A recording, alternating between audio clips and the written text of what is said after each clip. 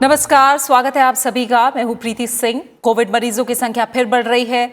संसद टीवी आपसे अपील करता है कि आप कोई भी कोताही ना बरतें, सुरक्षा के सभी उपायों का पालन करें और 45 वर्ष से अधिक आयु के सभी लोग बेहिचक टीका लगवाएं। सुरक्षित रहें और 3 आसान उपायों का पालन करें। मास्क पहने, 2 गज की दूरी है जरूरी, सुरक्षित दूरी बनाए रखें, साथ ही हाथ और मुंह को साफ रखें।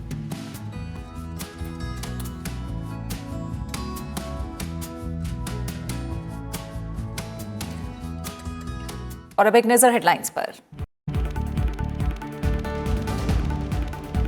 कोरोना के खिलाफ जंग में भारत को मिलेगी तीसरी वैक्सीन। डीसीजीआई की सब्जेक्ट एक्सपर्ट कमेटी ने रूस की वैक्सीन स्पुतनिक वी के आपात इस्तेमाल को दी मंजूरी। देश भर में अब तक 10.5 करोड़ लोगों का हुआ टीकाकरण।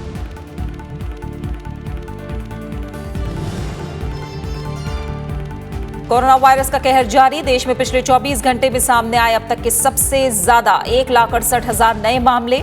सक्रिय मामलों की संख्या 12 लाख के पार। छत्तीसगढ़ के 17 जिलों में लॉकडाउन। महाराष्ट्र में टली 10वीं और 12वीं की बोर्ड परीक्षाएं।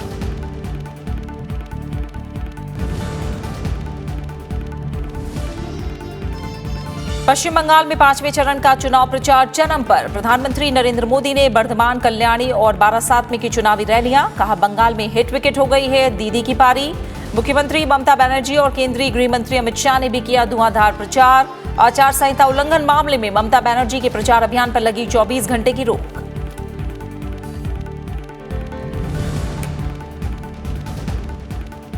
उपराष्ट्रपति ने ब्रह्म कुमारी संस्थान की दादी जानकी के सम्मान में जारी किए स्मारक डाक टिकट। आध्यात्म को बताया सभी धर्मों का आधार। कहा, सिर्फ आध्यात्मिक ज्ञान से ही दुनिया में हो सकती है शांति की स्थापना। हर तरह के जेंडर भेदभाव को दूर करने पर दिया जोर।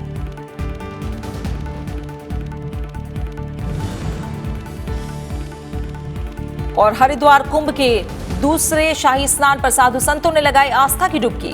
गंगा स्नान के लिए घाटों में जुटे श्रद्धालु। मेला क्षेत्र में सुरक्षा के व्यापक बंदोबस्त।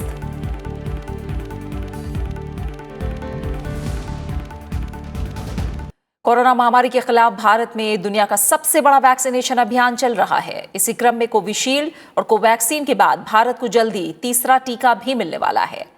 Drugs controller general of India यानी डीसीजीआई के सब्जेक्ट एक्सपर्ट कमेटी ने स्पुतनिक वी के आपात इस्तेमाल के लिए मंजूरी देने की सिफारिश की है। अब डीसीजीआई इस पर अंतिम फैसला लेगा। अंतिम मंजूरी के बाद जल्द ही इसका उत्पादन और इस्तेमाल शुरू हो सकता है। हालांकि शुरुआत में आपात इस्तेमाल के लिए इसे रूस से आयात किया जाएगा।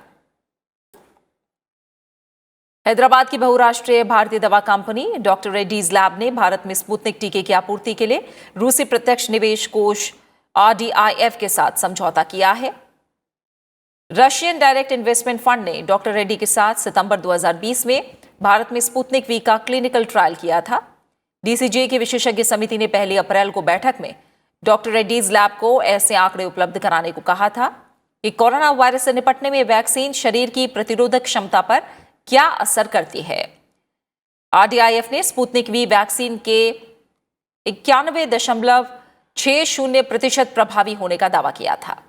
यह आंकड़ा तीसरे चरण के क्लिनिकल ट्रायल के अंतरिम विश्लेषण का है। इसमें करीब 20,000 लोगों को शामिल किया गया था। स्पुतनिक वी वैक्सीन को 2 से 8 डिग्री सेल्सियस पर रखा जा सकता है।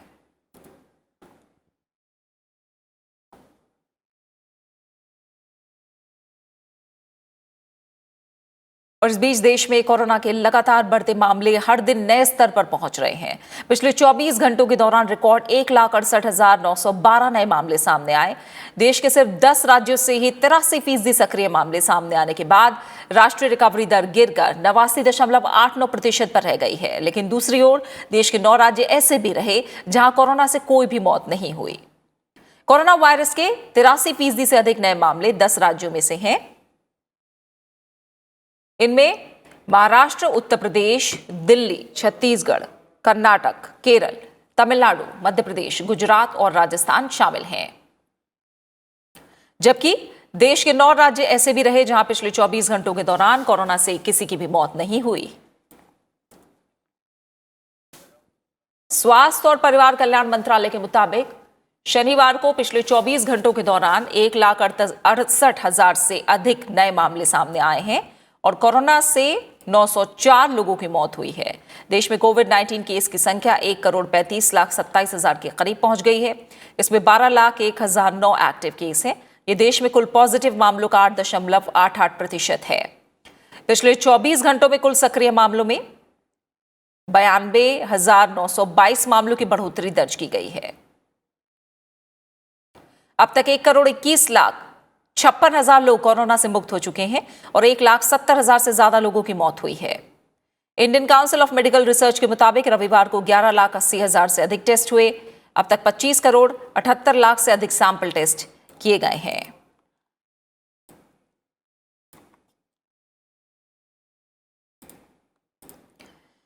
वहीं कोरोना संक्रमण के बढ़ते आंकड़ों के बीच देश में कोविड वैक्सीनेशन अभियान भी तेज हो गया है। भारत ने दुनिया में सबसे तेज 10 करोड़ का टीकाकरण का आंकड़ा पार कर लिया है। स्वास्थ्य मंत्रालय के मुताबिक भारत ने 86 दिनों में 10 करोड़ 45 लाख कोविड-19 के टीके लगाए हैं। दुनिया भर में लगाए जा रहे दैनिक टीकों की संख्या के लिहाज से भारत रोजाना लगाए जा रहे 40,55,000 टीकों के औसत के साथ लगातार शीर्ष पर बना हुआ है। जबकि अन्य देशों के औसतन टीकाकरण को देखें तो अमेरिका में 31,41,000, ब्राजील में 8,33,000 और जर्मनी में 5 लाख से ज्यादा कोविड के टीके लगाए गए हैं।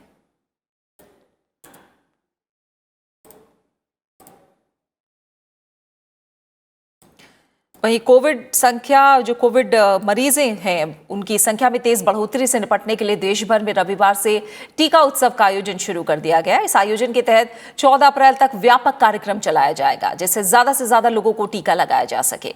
टीका उत्सव के पहले दिन देश में 63,800 कोविड टीकाकरण केंद्रों के जरिए लगभग 30 लाख लोगों को टीके लगाए गए।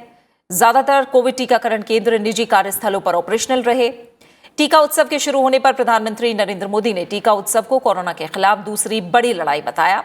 साथ ही उन्होंने इस अभियान के संबंध में 4 बिंदुओं पर बल दिया। पहला, हर एक टीका लगवाए।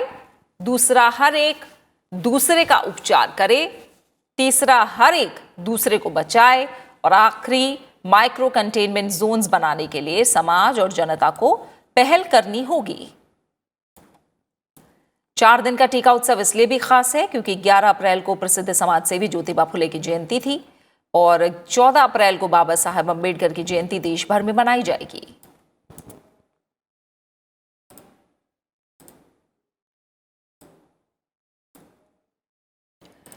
वहीं देश में कोरोना के बढ़ते मामले महाराष्ट्र, उत्तर प्रदेश, दिल्ली, छत्तीसगढ़ और कर्नाटक राज्य से हैं। देश में आ रहे रोजाना के कुल सक्रिय मामले इन राज्यों से ही सामने आ रहे हैं। महाराष्ट्र में पिछले 24 घंटों के दौरान 63,294 एक्टिव कोरोना केस सामने आए हैं।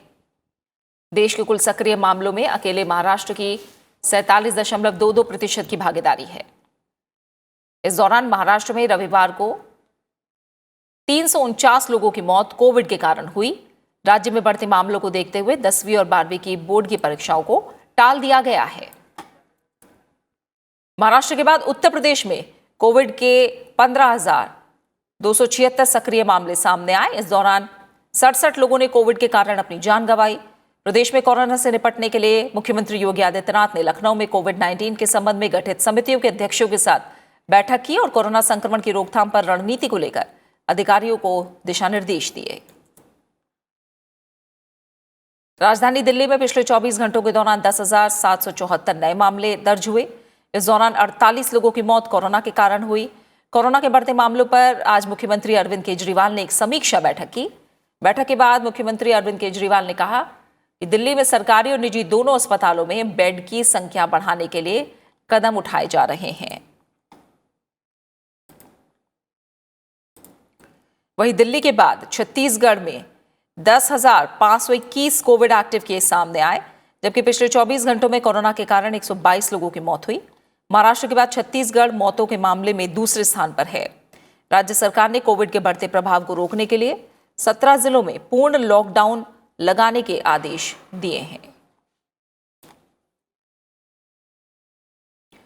वहीं देश में कोरोना वायरस के नए मामले सामने आने की रफ्तार तेज हो गई है। लिहाजा कोविड की स्थिति पर प्रधानमंत्री नरेंद्र मोदी 14 अप्रैल को सभी राज्यों के राज्यपालों और उपराज्यपाल के साथ बैठक करेंगे। उपराष्ट्रपति एम वेंकैया नायडू भी इस बैठक में मौजूद रहेंगे। बैठक में कोविड-19 की देश में स्थिति के साथ साथ कोविड टीकाकरण अभियान पर भी चर्चा होगी। इससे पहले प्रधानमंत्री ने 8 अप्रैल को सभी राज्यों और केंद्र शासित प्रदेशों के मुख्यमंत्रियों के साथ वर्चुअल बैठक की थी। बैठक में देश में कोरोना महामारी की स्थिति की समीक्षा और संक्रमण को फैलने से रोकने की रणनीति पर चर्चा हुई थी।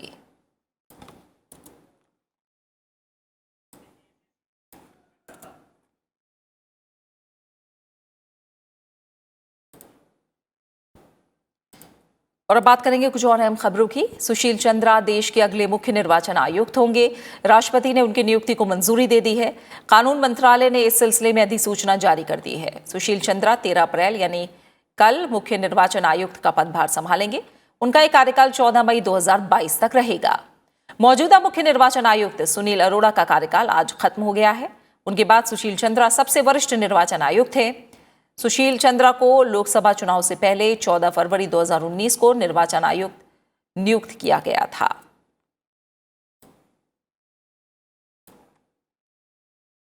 और अब कुछ खबरें विधानसभा चुनाव से जुड़ी।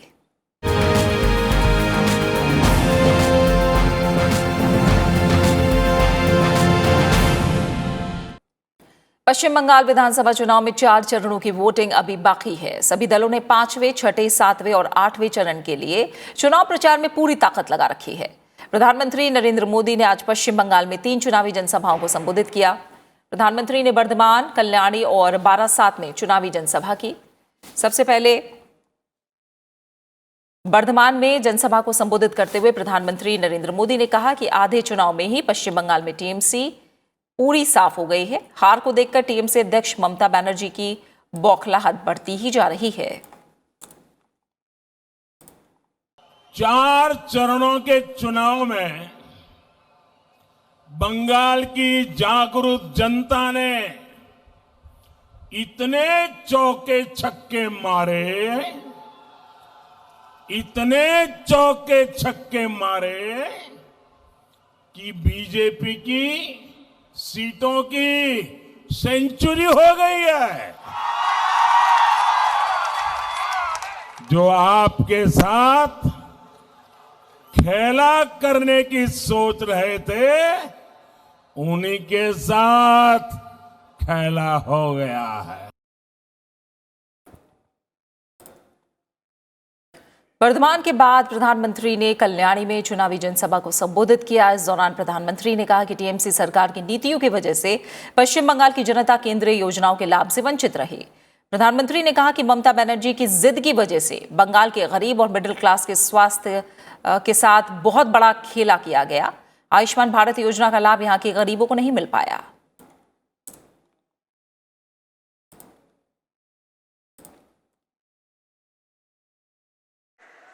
दस साल जिस तरह बंगाल में सरकार चलाई, उसने हर विरासत का अपमान किया है।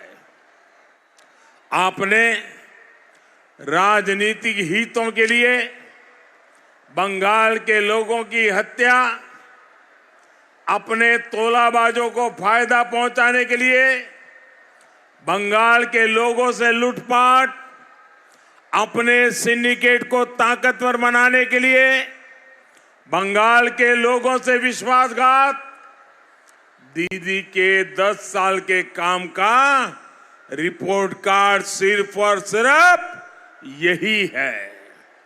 कल्याणी के बाद प्रधानमंत्री नरेंद्र मोदी ने बारासात में चुनावी जनसभा को संबोधित किया। इस दौरान प्रधानमंत्री ने पश्चिम बंगाल में बीजेपी की सरकार बनने का दावा किया। उन्होंने कहा कि बीजेपी की सरकार बनने के बाद पश्चिम बंगाल में तेजी से विकास होगा। साथ ही उन्होंने भरोसा दिया कि बीजेपी की सरकार में जनता के हितों को सर्वोपरि रखा जाएगा। प्रधानमंत्री ने कहा कि ममता बनर्जी की नीतियों ने राज्य में किसानों की कमर तोड़ दी है और शिल्प की समृद्ध परंपरा को बर्बाद कर दिया है। प्रधानमंत्री ने कहा कि पश्चिम बंगाल का जूट उद्योग, जूट किसान संकट में है और डबल इंजन की बीजेपी की सरकार इस स्थिति को भी बदलेगी। गरीब को सुनवाई, बुजुर्गों को दवाई, नौजवान को कमाई, ये बीजेपी की डबल इंजन की सरकार ही दे सकती है। इसलिए आज पूरा बंगाल कह रहा है, बांग्लार दरकार बीजेपी सरकार। बीजेपी की वरिष्ठ नेता और केंद्रीय गृह मंत्री अमित शाह भी पश्चिम बंगाल में चुनाव प्रचार अभियान में जुटे हैं। आज उन्होंने पश्चिम बंगाल में चुनावी रैलियां और रोड शो किए। धूपगुड़ी और हेमताबाद में अमित शाह की चुनावी रैलियां हुई, तो कलिम्पोंग और सिलीगुड़ी में उनका रोड शो हुआ। लोगों से संवाद के दौरान उन्होंने कहा कि 4 चरण में चुनाव में बीजेपी 92 से ज्यादा सीटों पर आगे है। अमित शाह ने पश्चिम बंगाल की सत्ताधारी तृणमूल कांग्रेस पर जमकर निशाना साधा और कहा कि राष्ट्रीय नागरिक रजिस्टर यानी एनआरसी को लेकर टीएमसी लोगों के बीच झूठ फैला रही है। उन्होंने ये भी कहा कि ममता बनर्जी लोगों को अगर उकसाती नहीं तो राज्य में चौथे चरण के मतदान के दौरान 4 युवाओं की मौत नहीं होती। घुसपैठिए मेरे युवाओं की नौकरी ले जाते हैं या नहीं ले जाते हैं? जोर से बोलो, ले जाते हैं नहीं ले जाते हैं? गरीब का चावल ले जाते हैं नहीं ले जाते हैं? उनको रोकना चाहिए या नहीं रोकना चाहिए? दीदी रोकेगी क्या? रोकेगी? 10 साल तक रोका है क्या? रोका है? वो तो नहीं रोकेगी। मगर मैं आपको कहने आया हूं, एक बार 2 मई को नरेंद्र मोदी के नेतृत्व में भाजपा सरकार बना दो, इंसान तो क्या सरहद की उस ओर से परिंदा भी पैर नहीं मार पाएगा। पश्चिम बंगाल की मुख्यमंत्री ममता बनर्जी आज उन्होंने जनसभाएं की। उन्होंने कूच बिहार की घटना पर विवादित बयान देने वाले नेताओं को प्रतिबंधित किए जाने की मांग की। ममता बनर्जी ने आरोप लगाया कि बीजेपी के नेता तृणमूल कांग्रेस का नाम खराब करने की कोशिश कर रहे हैं। इसके साथ ही उन्होंने वाम दलों और कांग्रेस को बीजेपी का सहयोगी बताया। दमदम में चुनाव प्रचार के दौरान ममता बनर्जी ने यह भी कहा कि चुनाव आयोग किसी एक राजनीतिक दल के बजाय सभी दलों की बात सुने। वहीं चुनाव आयोग ने चुनाव आचार संहिता उल्लंघन के मामले में मुख्यमंत्री ममता बनर्जी के चुनाव प्रचार अभियान पर 24 घंटे के लिए रोक लगा दी है। आयोग ने ममता बनर्जी की तरफ से दिए गए विवादित बयान को लेकर यह कार्रवाई की है। आयोग की कार्रवाई के मुताबिक ममता बनर्जी के प्रचार अभियान पर आज रात 8 बजे से कल रात 8 बजे तक रोक जारी रहेगी।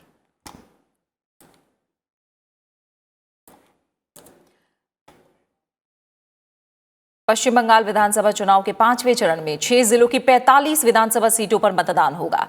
17 अप्रैल को वोट डाले जाएंगे। 5वें चरण के लिए निर्वाचन आयोग ने घर घर जाकर प्रचार करने की अवधि को 24 घंटे बढ़ाने का निर्णय लिया है।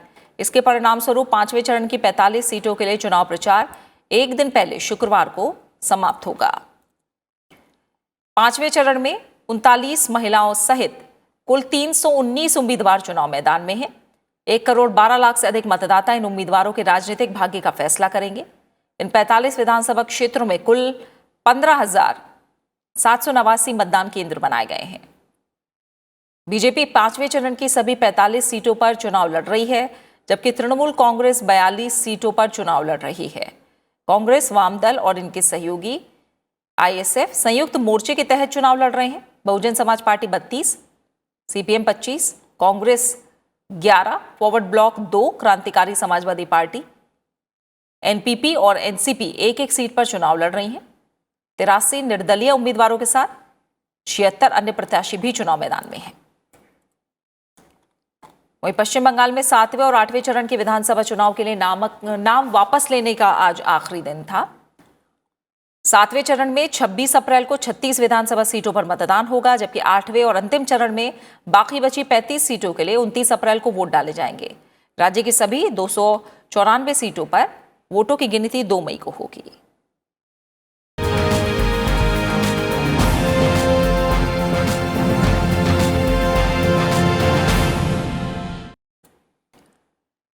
दस राज्यों में फैली 13 विधानसभा सीटों के साथ आंध्र प्रदेश की तिरुपति और कर्नाटक की बेलगाम लोकसभा सीटों पर भी उपचुनाव के लिए प्रचार अभियान जारी है।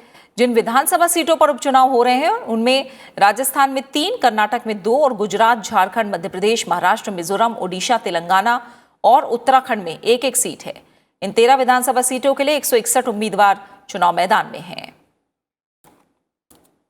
आंध्र प्रदेश में तिरुपति संसदीय सीट के लिए कुल 28 उम्मीदवार चुनाव मैदान में हैं। इनमें पूर्व केंद्रीय मंत्री पनबाका लक्ष्मी तेलुगु देशम पार्टी के उम्मीदवार हैं। जबकि कांग्रेस से चिंता मोहन, बीजेपी से रत्न प्रभा और सीपीएम से नेल्लूर यदगिरी भी चुनाव मैदान में हैं।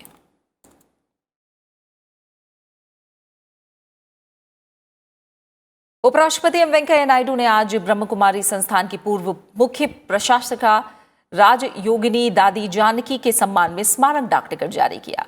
दिल्ली में हुए इस कार्यक्रम में संचार मंत्री रविशंकर प्रसाद भी मौजूद थे।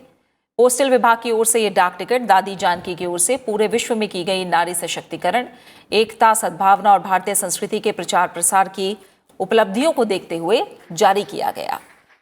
इस मौके पर उपराष्ट्रपति ने कहा कि दादी जानकी का पूरा जीवन उच्च आदर्शों की मिसाल है। दादी जानकी ब्रह्म कुमारी संस्थान की पूर्व मुख्य प्रशासिका थी, जिनका 27 मार्च 2020 को 104 वर्ष की उम्र में निधन हो गया था। उपराष्ट्रपति ने समाज में हर तरह के जेंडर भेदभाव को दूर करने पर जोर दिया। The world needs more hearing voices like Dadi Janaki ji, who, cutting through the dogmas and rituals of all religions, firmly believed in the essence of one God. Her teachings centered on Raja Yoga, her virtues of kindness, seva, and simplicity and compassion. They are all indeed worthy of emulation by all. Everyone should take a clue from Dadi Janaki ji and, following in her footsteps, fight social evils like gender discrimination, casteism, and communalism to build a better India where everyone has equal opportunities and lives in complete harmony with others. इस मौके पर उपराष्ट्रपति ने आध्यात्म को सभी धर्मों का आधार बताया। उन्होंने कहा कि लोगों को ये समझने की जरूरत है कि सिर्फ आध्यात्मिक ज्ञान के जरिए ही दुनिया में शांति की स्थापना हो सकती है। Spirituality is the basis of all religions, and the same spiritual threads bind them together. People need to understand that only spiritual knowledge can ensure true peace, unity and harmony in the world. Indian civilization values of share and care and Vasudhaiva Kutumbakam, the world is one family, are the pathway to lasting world peace. खुद से अपने अस्तित्व के बारे में सवाल करना जीवन का व्यापक उद्देश्य ढूंढना और उनका समाधान खोजना, यही आध्यात्म है। आध्यात्म खुद से ही खुद का विमर्श है।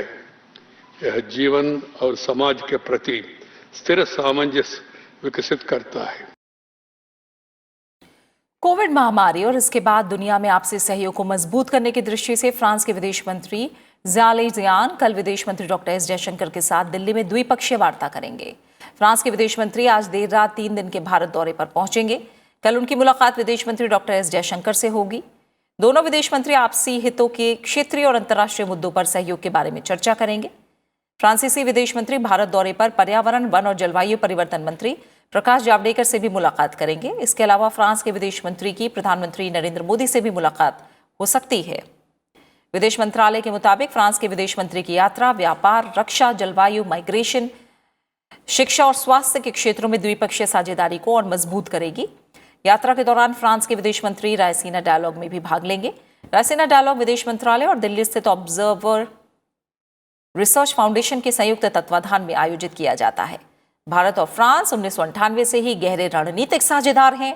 जलवायु परिवर्तन को रोकने के लिए दोनों देशों ने संयुक्त रूप से अंतर्राष्ट्रीय सोलर अलायंस का गठन किया है, जिसका उद्देश्य सौर ऊर्जा के स्रोतों का इस्तेमाल बढ़ाने, पेट्रोल, गैस और कोयले जैसे कार्बन उत्सर्जित करने वाले उत्पादों पर निर्भरता को कम करना है।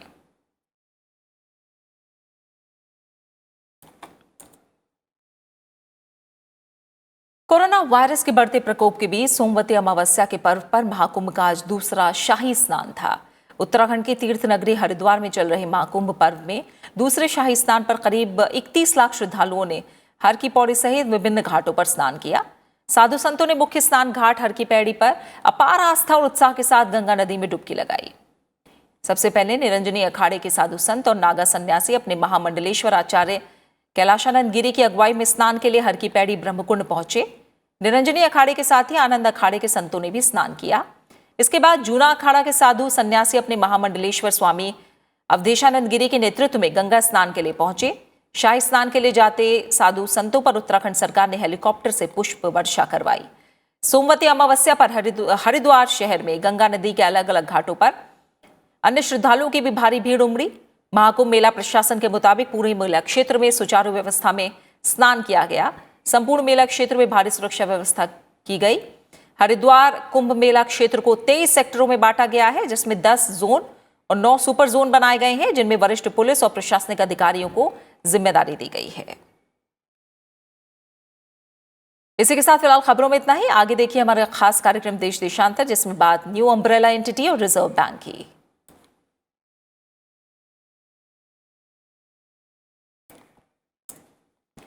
फिलहाल बुलेटिन में इतना ही, लेकिन चलते चलते एक बार फिर आपसे अपील।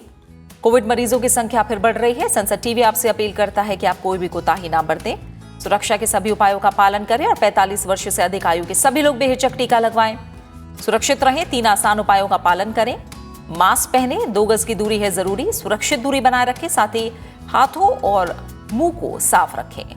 अपना अच्छे से ख्याल रखिए और मुझे दीजिए इजाजत। नमस्कार।